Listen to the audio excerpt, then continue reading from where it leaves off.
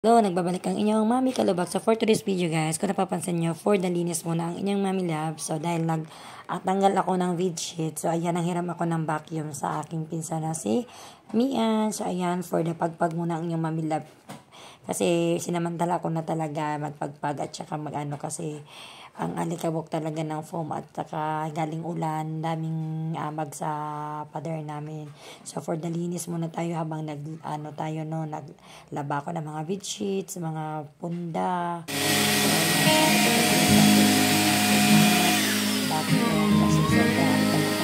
Namin at lumang-luma. So, ayan, nag-request din sila na mag-burger for merienda. So, ayan nga, for the, na naman ang mamila para makatipid, gumawa ko ng sarili naming burger patty na merong carrots. So, ayan na po, kanya-kanya na po kami lagay ng aming burger. So, ayaw naman nila ng gulay. So, kami lang ni Ate Bal ang naglagay ng gulay. Ang palaya, sa tangon.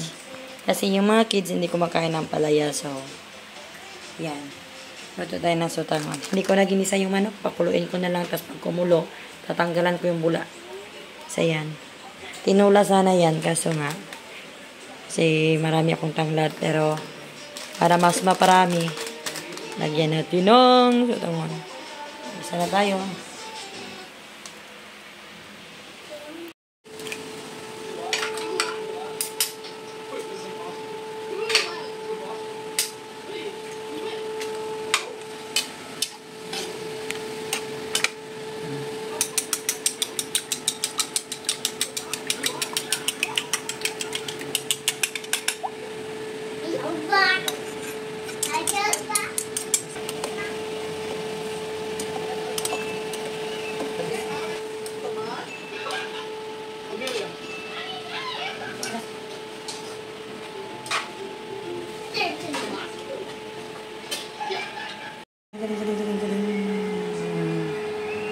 Ito na ang pawaya.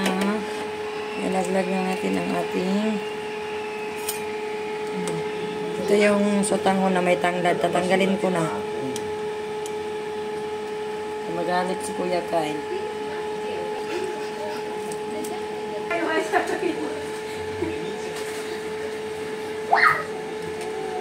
Kala ko sabihin mong mais-mais.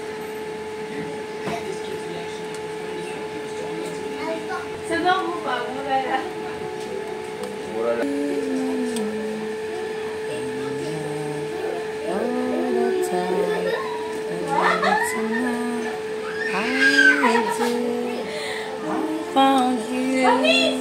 Palaya, sotanghon sa mga kids. Kaya tayo. At nag-request na naman si Kuya Kib. Mami, pwede mag-request. So, ano yun? Sabi ko. So, ayan, pwede po magluto ka ng corn dog. So, syempre, para makatipid tayo sa merienda at meron akong hotdog dito sa rib, gumawa na lang po kami ng corn dog. So, medyo hirap talaga ako sa paggawa ng doon ng corn dog. So, ayan, di ko alam kung labnaw or malapot. Basta, yan. Basta natapos din naman siya. Pero tingnan nyo yung resulta. Pero sarap na sarap sila kasi malambot yung dough. So, habang nag-i-edit ako dito, umiiyak yung kapitbahay naming baby. So, ayan po. Tinulungan na po ako ni Ate Bal kasi hirap na talaga ako. So, ayan po. Pero solid naman kasi nasarapan yung mga bata at nabitin pa sila. So, ayan po yung merienda namin. Kalat ng kakilong harina lang po pala yan. Tapos, 6 na hotdog. So, ayan na po. Busog na naman sigurado ang mga anak ko niyan. So, for the kain na po tayo. Tingnan nyo, nagmukbang kami ni Kuya Kal.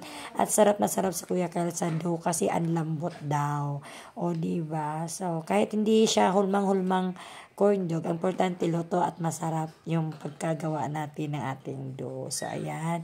Syempre, matuwa na naman tayo bilang isang nanay at nagampanan na naman natin ang isang ating gawaing bilang nanay. So, pag-request ng anak at kaya sa bulsa, gawin natin yan. Kasi bumili tayo, mabibitin pa sila at saka hindi natin alam kung anong mga halong ginawa doon. So, ayan, si Cesa din, sarap na sarap.